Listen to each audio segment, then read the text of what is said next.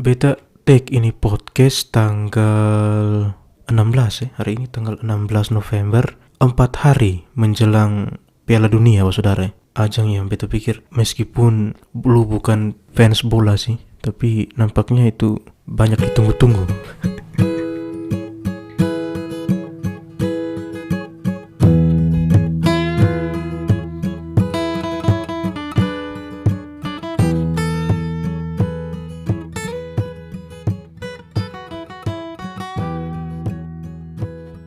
Oke, baik saudara, jumpa lagi di podcast ini yang lagi banyak dibicarakan orang lah, Piala Dunia saudara.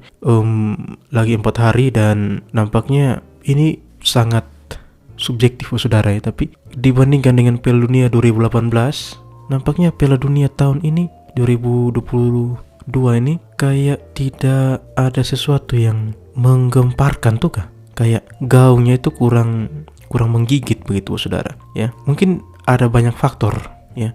Kalau dulu misalkan kita kalau mau nonton Piala Dunia kan biasanya itu kan di jeda musim ya. Biasanya itu di bulan-bulan Juni, nanti finalnya di Juli begitu. Pokoknya kompetisi liga itu sudah selesai, nanti diisi dengan si Piala Dunia ya. Makanya jangan heran tuh kalau ada pemain yang bersinar di Piala Dunia, biasanya kan bursa transfer kan dibuka tuh, nanti pindah. Misalkan dulu 2014 misalkan, waktu itu si James Rodriguez ya, yang begitu bersinar, kemudian diambil Real Madrid misalkan, atau Daley Blind waktu itu yang luar biasa dengan Belanda, kemudian direkrut oleh MU. Nah, beda dengan edisi-edisi sebelumnya ya, kali ini Piala Dunia ternyata dilaksanakan di tengah menjelang paruh musim sih ya, lebih tepatnya. Bahkan di minggu ini saja saudara tuh, minggu ini liga tidak jalan lagi, tapi minggu lalu itu liga masih jalan ya. MU masih lawan Fulham yang menang hanya 1-0. Tapi kan menang juga tuh. 1-0 kok 1-0 2-1 1-0 atau 2-1 ya? 1-0 2-1 si Garnacho tuh menit ke 90 berapa tuh, 93 buat gol ya. Anyway, kita kembali ke topik bahwa memang di minggu ini tuh pemain kemudian sudah fokus ke timnas dan berangkat ke Qatar ya. Dan mungkin ada banyak penyebab ya. Piala Dunia gaungnya kurang kelihatan. Salah satunya yang kita sebut tadi, bahwa waktu pelaksanaan saudara. Ya, kita sudah terbiasa di jeda musim, bukan jeda paruh musim. Nah, itu. Jadi berasa pemain pun akan kebingungan juga ya saudara. Nah, pertanyaannya kenapa harus di jeda paruh musim ya? Karena kita tahu Qatar kebetulan negara yang sangat dingin. Ya, iklimnya gurun saudara. Gurun itu kan iklimnya siang bisa panas sekali, malam bisa dingin sekali. Itu iklim gurun ya. Jadi yang beta nonton di teaser yang ada di medsos, di YouTube segala macam, bahwa itu stadionnya luar biasa megah tuh dibangun, dan Qatar pun itu bisa dikatakan habis-habisan ya untuk ke Piala Dunia ini. Kalau tidak salah mereka tuh diumumkan menjadi tuan rumah itu di tahun 2016, dan sejak saat itu gue ingat ada konferensi pers tuh, salah satu petingginya bilang begini, "Today we celebrate but tomorrow we start working." Jadi kan 2016 tuh ketika diumumkan Qatar tuh hanya punya satu stadion saudara. Kemudian mereka harus bangun banyak stadion, dan ya untuk persiapan 2022 ini ya, yang 20 November ini akan kick off ya. Dan gaungnya Piala Dunia ini berasa ya, beta penikmat bola berasa kurang sih saudara. Kurang karena apa? Karena terlalu banyak isu yang mengiringi si Piala Dunia ini saudara. Mungkin saudara mungkin belum tahu bahwa banyak aktivis HAM di dunia ini yang menyorot Piala Dunia 2022 ini, karena ya ini beta baca dari theguardian.com bahwa untuk membackup pembangunan yang sangat masih saudara di Qatar ini, si pemerintah Qatar ini mendatangkan banyak migran ya, terutama dari India, Pakistan ya, dan beberapa negara yang lain datang ke si Qatar untuk membangun fasilitas, bukan hanya stadion saudara, tapi penginapan, kemudian mungkin ada yang lain ya, untuk mendukung si Piala Dunia Qatar 2022 ini bisa berlangsung dengan sukses saudara. Dan sudah menjadi rahasia umum bahwa migran-migran ini dipaksa kerja ya, dalam tanda kutip, sehingga korbannya juga banyak. The Guardian mencatat 2.500 orang, saudara. Ya, itu yang kemarin 130-an saja yang diumumkan secara resmi. Itu saja sampai saat ini belum selesai itu, ya, yang di Indonesia. Ini yang 2.500. Apakah sepak bola ini sudah bergeser dari olahraga rakyat yang kita semua we celebrate the game,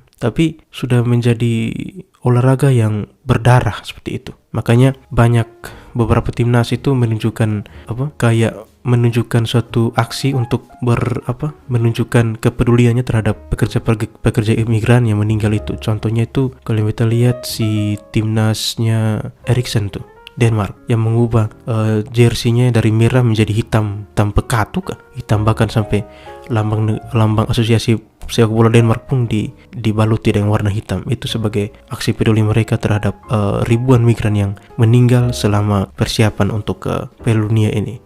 Beta baca di berbagai macam media pun masalah bukan berhenti sampai situ, saudara, bahwa Qatar pun kemudian keteteran untuk menangani penonton, saudara. Bahkan ya kita tahu bahwa Qatar itu kan kecil ya, tidak terlalu besar dia. Doha itu kecil dan dia tuh kan pesisir ya, di pesisir laut seperti itu. Jadi reklamasi pun dibuat. Bahkan yang kita lihat tuh untuk menampung ofisial dari negara-negara yang tampil pun sekitar satu negara tuh kan bisa bawa rombongan ya 50-an lah. Coba saudara kali dengan begitu banyak ofisial yang datang saja, mungkin untuk menampung ofisial dari negara-negara saja mungkin tidak cukup ya. Dan apalagi untuk menampung penonton yang membludak pasti ya, untuk mendukung si negara-negara mereka. Makanya yang kita lihat tuh apa yang dilakukan oleh pemerintah Qatar tuh adalah migran-migran disuruh keluar dulu, tahan, lu keluar di mana kok begitu, supaya lu punya apartemen atau apa bisa disewakan untuk para penonton bola yang datang. Kemudian mereka tuh kayak membangun tenda-tenda tuh kayak camp begitu,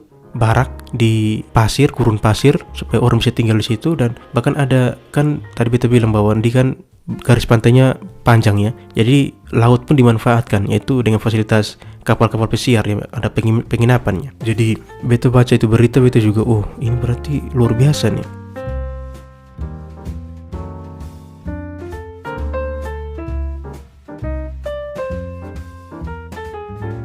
Dan beberapa minggu yang lalu kaget, ini ada Sepp Blatter nih, ya pernah memimpin FIFA juga. Dia juga dulu yang mengumumkan si Qatar jadi tuan rumah Piala Dunia. Dia mengeluarkan suatu statement begini, saudara. The choice of Qatar was a mistake. It's too small a country. Football and the World Cup are too big for that. Jadi dia bilang bahwa keputusan untuk FIFA waktu itu 2016 itu untuk Qatar sebagai tuan rumah Piala Dunia itu salah, karena sepak bola ini olahraga yang besar, saudara. Sedangkan Qatar itu terlalu kecil untuk olahraga sebesar ini. Tapi kan lu sebuat keputusan, lu baru menyesal sekarang. Dan beta sebagai dombanya Coach Justin, beta pantau Twitternya, saudara, dan kemudian Coach Justin pun langsung nge-tweet begini. Mungkin Piala Dunia mancing atau layangan cocok untuk jadi event di Qatar. Jadi bukan Piala Dunia bola ya. Yang jelas bukan bola, kata Coach Justin. Seperti kata Blatter yang tadi ya, football is too big for a small country like Qatar. Ya, itu seperti si Sepp Blatter kemudian menyesali bahwa dia telah memilih Qatar, dan ya bukan dia saja, FIFA telah memilih Qatar untuk menjadi tuan rumah. Dan Coach Justin pun bertanya, tapi kenapa ya Blatter nih baru ngomong sekarang? Ya dia ngomong ini 12 hari menjelang kick off. Wow, sebuah pernyataan yang sangat maksudnya tidak menyejukkan tuh, Kak. Kalau Indonesia yang tuan rumah baru kaget Presiden FIFA begitu, kita marah juga. Orang sudah persiapan dari 2016 baru mau kick off baru omong begitu. Ya, saudara. Anyway, dengan banyaknya masalah, banyaknya hal-hal yang terjadi ya, saudara, beta tidak tahu lagi. Tapi sebagai penikmat bola ya, kita menanti sih 20 November untuk bagaimana kita menikmati sajian Piala Dunia lah.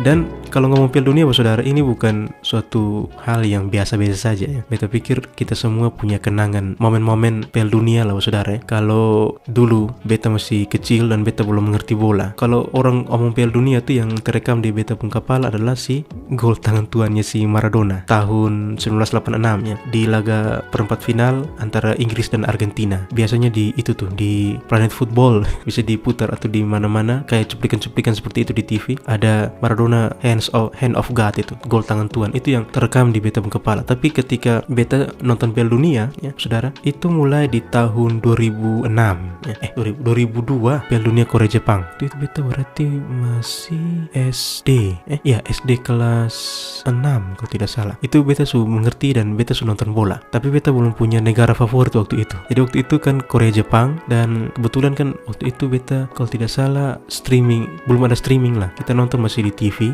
tabung nih kan. Jadi ada beberapa tetangga yang punya, yang beli receivernya segala macam dan punya, jadi kami nonton tuh pindah-pindah tempat tuh, hari ini di sini, besok di sini gitu. Dan waktu itu 2002 itu Korea Jepang, momen yang beta paling ingat yaitu seorang wasit namanya Byron Moreno. Mungkin saudara ada yang ingat, kalau belum ingat beta kasih ingat lagi. Dia memimpin laga antara Korea Selatan tuan rumah melawan Italia, mungkin sudah ingat.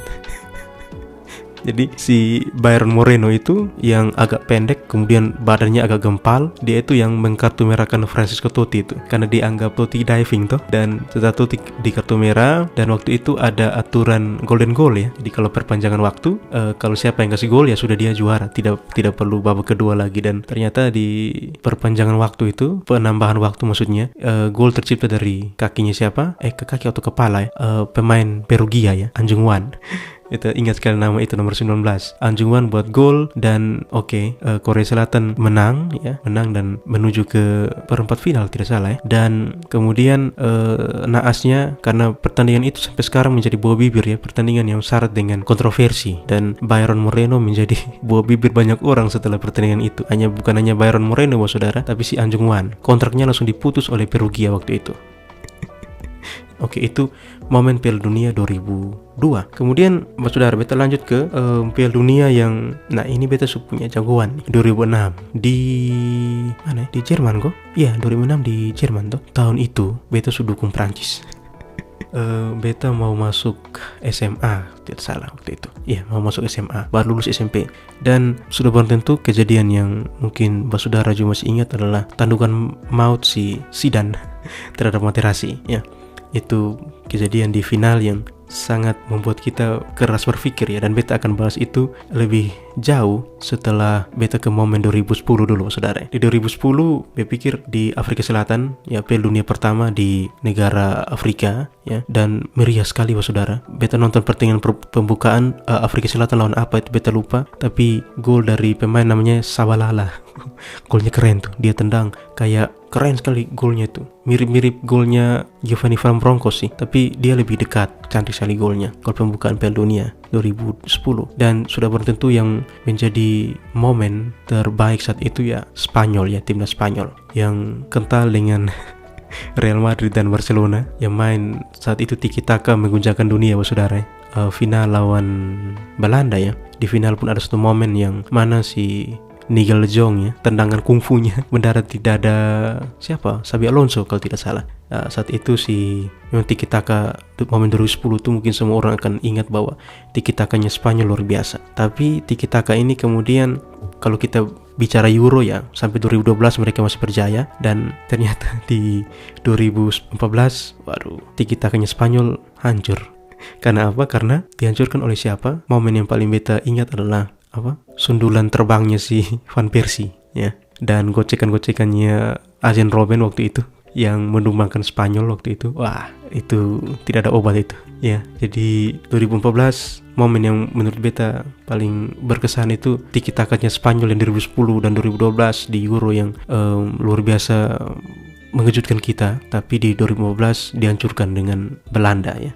Itu. Kemudian kita ke 2018 ya. 2018 ini beta sebagai pendukung Prancis waktu itu sangat senang karena kami masuk final. Di 2006 kalah. Kami 2014 kalah lawan Jerman di semifinal. Golnya Mats Hummels 1-0 saja.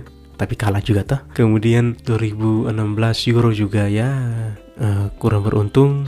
Ternyata generasinya Kylian Mbappe di 2018 dan Pogba, Kante segala macam bisa membawa Prancis sampai ke final dan juara ya lawan Kroasia. Tapi momen yang paling berkesan buat beta adalah golnya Benjamin Pavard perempat final melawan Argentina. Itu gol yang menjadi gol terbaik juga ya di Piala Dunia edisi 2018. Tendangannya Pavard yang menyamakan kedudukan ya, menjadi 2-2 waktu itu ya.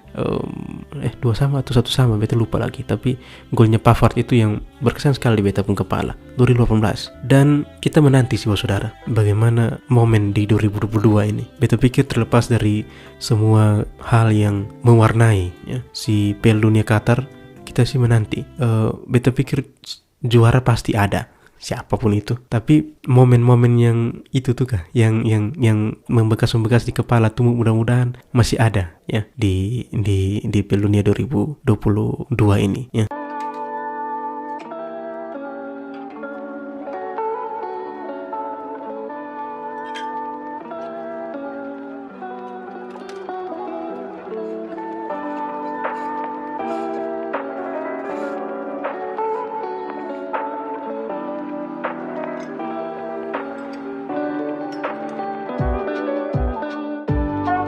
Baik saudara, jadi beta lihat di medsos para pemain dari tiap timnas sudah bersiap-siap, sudah banyak yang posting fotonya di medsos ya. Kalau yang follow akun-akun bola pasti sudah lihat banyak ini ya. Dan ada satu hal yang mungkin biasanya dibuat oleh para pemain sih di setiap edisi Piala Dunia adalah gaya ya.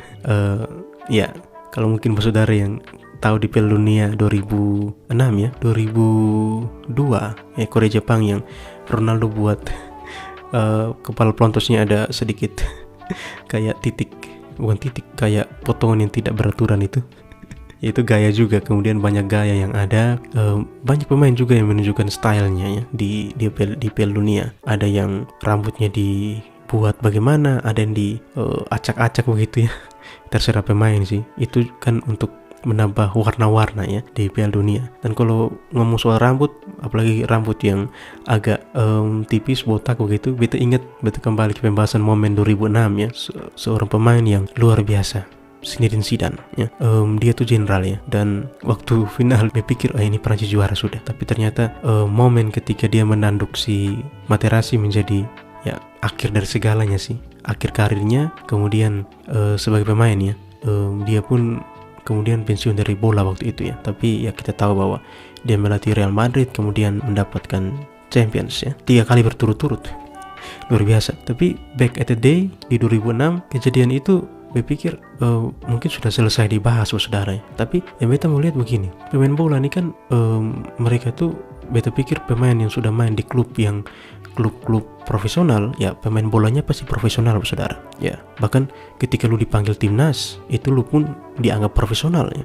Lu sudah profesional di klub, lu punya prestasi di klub, pasti akan ditarik ke timnas begitu. Tapi yang sisi lain yang beta melihat bahwa selain profesionalisme dari seorang pemain, ada juga sisi personalnya saudara. Makanya waktu kejadian 2006 itu banyak yang mempertanyakan, ini oke, Zidane tuh kita tidak usah ragu lah profesionalismenya. Materazzi pun kita pikir tidak perlu diragukan profesionalismenya ya. Tapi kok sampai kejadian itu terjadi ya, meskipun kita sudah tahu bahwa waktu itu si Materazzi melontarkan bahasa yang memprovokasi si Zidane ketika Zidane pun tidak bisa mentolerir, dan sisi profesionalismenya dia lepas dan dia menonjolkan personalnya dengan cara menanduk si Materazzi dan di kartu merah ya. Dan menurut beta itu mempengaruhi pertandingan saudara. Kemudian waktu itu siapa yang dikeluarkan ya, kemudian Sylvain Wiltord masuk, dan ya memang ada penalti sih. Tapi kalau Zidane masih ada di lapangan mungkin saja hasilnya berubah. Tapi semua menjadi sejarah saudara bahwa Zidane rela untuk melepaskan profesionalismenya saudara di final Piala Dunia World Cup nih saudara. Dilepas sisi profesionalismenya, dia tunjukkan personalnya, dan dia melakukan tindakan itu. Nah saudara, profesional dan personal ini dua hal yang beta mau kupas sih saudara. Beta kemudian searching profesional tuh apa sih? Profesional tuh kan bersangkutan dengan profesi. Ya, Zidane Materazzi kan pemain bola. Profesi mereka sebagai pemain bola. Atau mungkin seorang guru, profesional sebagai seorang guru atau seorang tukang kayu misalkan. Ya, dia ahli dalam membentuk kayu atau membuat produk-produk dari kayu seperti itu. Ya, itu profesional.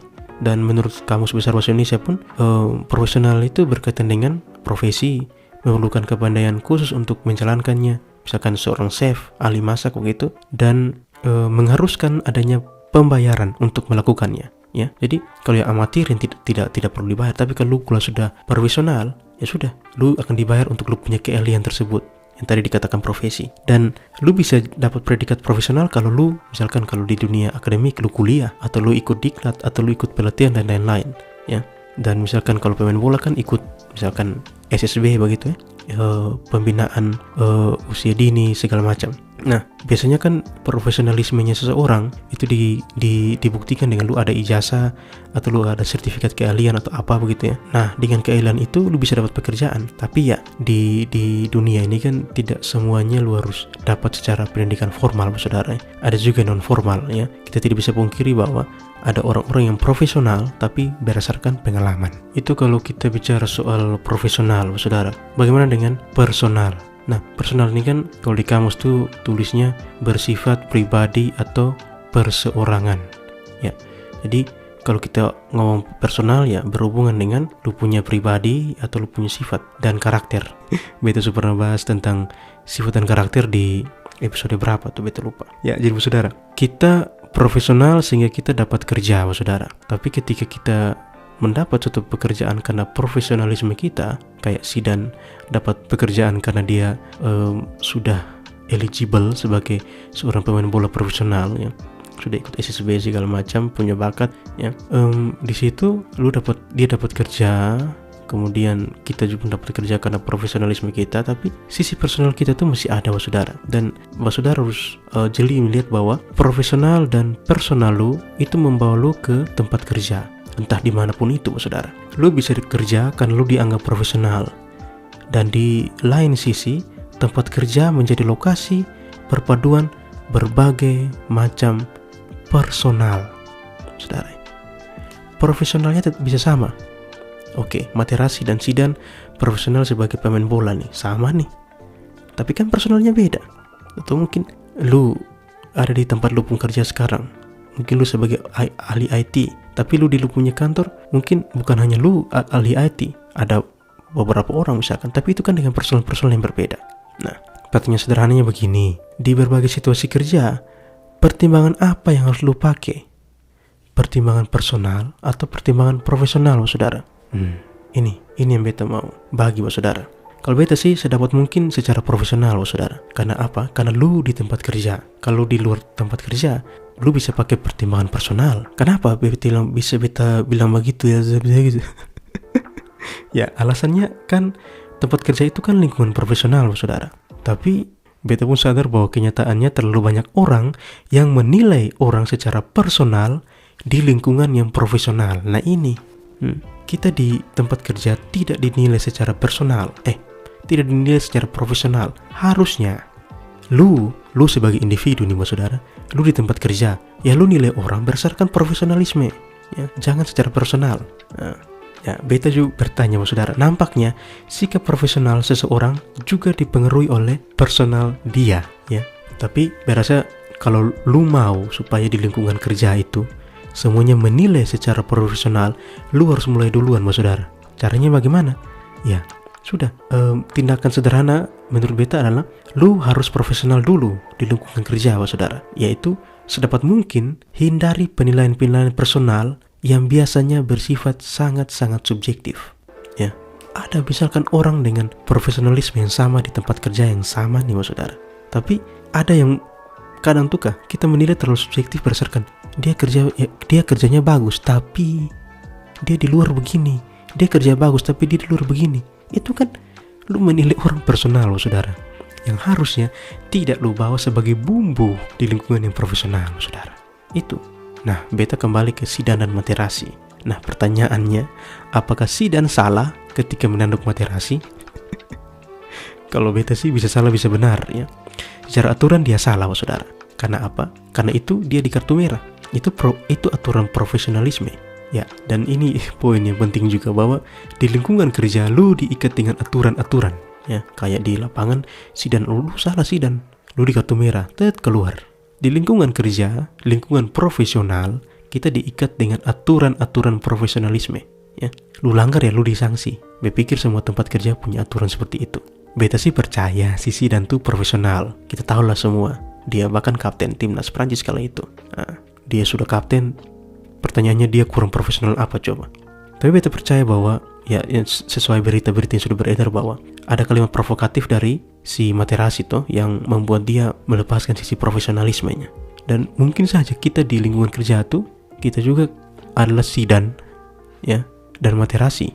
Dan mungkin saja lu bisa jadi Materazzi, lu bisa jadi Zidane saudara. Lu jadi Zidane ketika apa? Lu profesional nih, tapi ketika orang provokasi lu bisa saja kemudian menjadi tidak profesional. Lu menunjukkan sisi personal lu di situ. Beta sih cenderung oke, lu tidak usah terlalu personal di tempat kerja saudara. Terdapat mungkin jangan menilai orang secara personal di tempat kerja ya. Materazzi kan banyak di tempat kerja yang kadang memberikan penilaian subjektif, memprovokasi kita. Meskipun kita mungkin secara prestasi mungkin kita baik, secara prestasi mungkin lu hebat lah, lu leader atau apapun itu. Tapi karena provokasi yang bersifat sangat subjektif, sangat personal, lu pun terpancing dan lu melepaskan sisi profesionalisme lu ya. Beta sebut itu sebagai personality trigger. Wah, asik. Apa personality trigger? Lu profesional sih, tapi mungkin ada hal-hal sensitif yang ya lu tidak bisa terima kalau disinggung ya. Yang menyinggung, yang memicu lu personality itu keluar tuh kah di lingkungan yang profesional itu. Beta pun ada saudara. Ada beberapa hal yang lu kalau usik beta siap untuk melepaskan posisi profesional, dan personal beta akan tonjolkan. Beta pikir semua orang punya begitu punya sisi itu. Atau mungkin ada yang tidak punya. Bahaya juga kalau tidak punya. Saran beta sih saudara, kalau dalam keadaan seperti itu, lu coba tenang saja ya. Kalau memang lu ada keadaan di lingkungan kerja yang terlalu personality trigger ya, lu coba